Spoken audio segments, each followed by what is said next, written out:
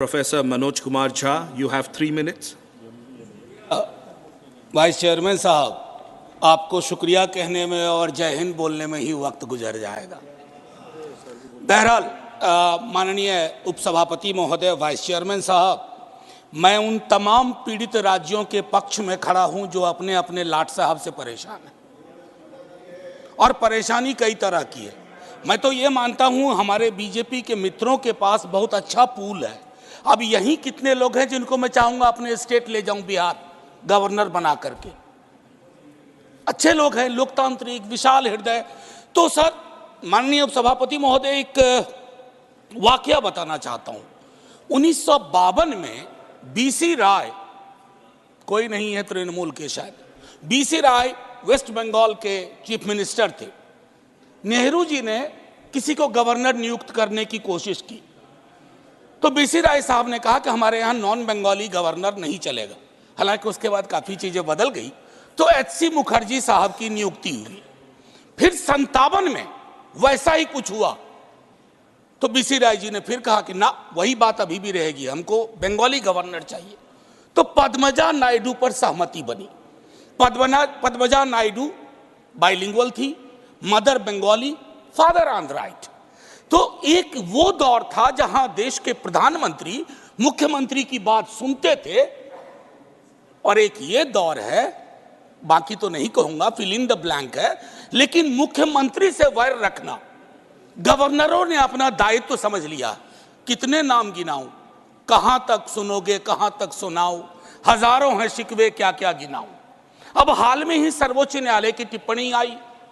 वो टिप्पणी क्या कहती है? ये गवर्नर सचमुच अपने को लाट साहब समझते हैं। जब एक राज्य में राज्य की चुनी हुई व्यवस्था का मुख्यमंत्री अगर वो कुछ करना चाहते हैं, गवर्नर साहब बिल पे बैठ जाते हैं। वो बिल पे नहीं बैठते हैं, जन आकांक्षाओं पे बैठ जाते हैं। और जन आकांक्षाओं पर अगर कोई व्यक्ति बैठ जाता है, तो आप ये यकीन मानिए कि वो चुनी हुई सरकार के लिए प्रतिरोध के क्षण हर वक्त उत्पन्न करता रहता है। मैं आपको एक और उदाहरण दूं, माननीय वाइस चेयरमैन साहब।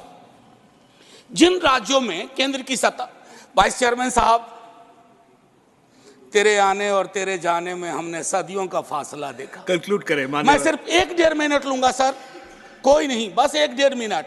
आपको दोबारा टोकना नहीं पड़ेगा जय हिंद से पूर्व। तो मैं देखिए, तारतम्य टूट गया। क्या बता रहा था? दूसरा वाक्य बता रहे थे। कंक्लूड करें मान्यवर। हाँ सर, मैं ये कह रहा था, प्लीज माननीय नीरज जी प्लीज।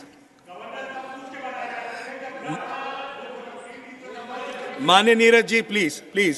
सर, नीरज भाई वाला टाइम निकाल दीजिएगा मुझ में से। आप कंक्लूड करें मान्यवर। सर, कंक्लूड कैसे करूं? बीच में नीरज भाई बोल दिए। चलिए आप मैं सर इतना कहना चाहता हूं कि जिन राज्यों में बीजेपी विपक्ष में है, वहां मजबूत हो जाती है बीजेपी। जानते हैं क्यों?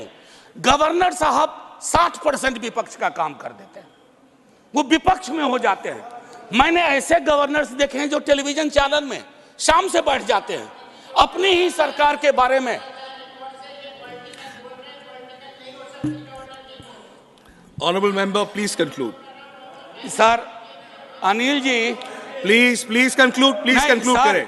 ऐसे में 30 सेकेंड्स प्लीज। नहीं, एक बात बताइए प्लीज कंक्लूड। अगर ऐसे बात होगी तो कोई बात कैसे? माननीय मनोज जी।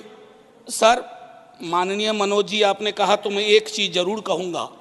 एक चीज जो मुझको बड़ी दुखती है, जब मैं राजनीति में भी नहीं था, बता रहा हूं सर, गवर्नर का वाइस चांसलर के अपॉइंटमेंट का अधिकार।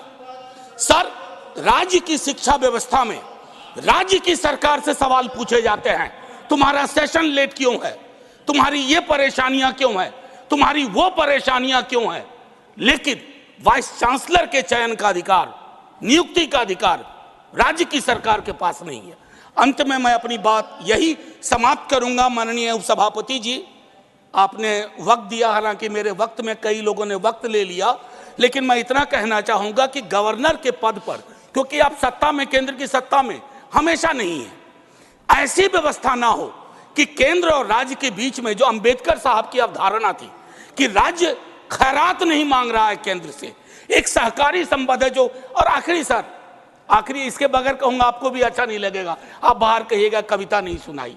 तो सर लाट साहबों के नाम, लाट साहबों के नाम, प्लीज प्लीज प्लीज। कोई उम्मीद पर नहीं आती, कोई सूरत नजर नहीं आती, पहले आती थी हाले दिल पे हंसी, अब किसी बात पर नहीं आती, काबे किस मुंह से जाओगे गालिब, शर्म तुमको मगर नहीं आती।